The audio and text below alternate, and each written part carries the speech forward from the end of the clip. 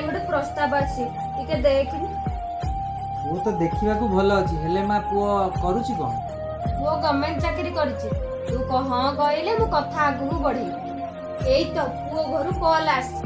Hello ଆଜ୍ଞା, 5 ଲକ୍ଷ ଟଙ୍କା। ହେଲେ ଆପଣ ତ କହୁଥିଲେ ପୁଅ ଘର କଣ କହିଲେ ମା?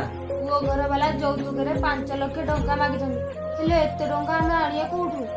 ମା ଆମର ଯୋଉ ଜମିଟା ନାହିଁ ସେଟା ବିକି ଦଉନ। କିଲୋ ବୋହୁ ତୁ ଇଏ କଣ କହୁଛୁ? ତୋ ମୁଣ୍ଡ ଫୁଣ୍ଡ ପାଗଳ ହେଇଗଲାଣି କି?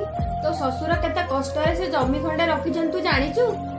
ମା ମୋ ବାପା ବି ନିଜେ ପେଟକୁ ପିଠି କରିକି ସେ ଜମିଟା କିଣିଥିଲେ, ହେଲେ ଆପଣ ଯୌତୁକରେ 10 ଲକ୍ଷ ଟଙ୍କା ମାଗିଲେ ବୋଲି ଆଜି ସେ ଜମି ବିକ୍ରି କରିକି ମୋ ବାପା ମତେ ବାହାଘର କରିଛନ୍ତି। ତମେ ସେ କଥା କୋଉଠୁ ବୁଝିବ? ତମେ ତ ଝିଅ ବାହାଘର କରିନଥିଲ ନା। ମା ତୁ ଯାହା କଲୁ ଏସବୁ ଠିକ କଲୁ।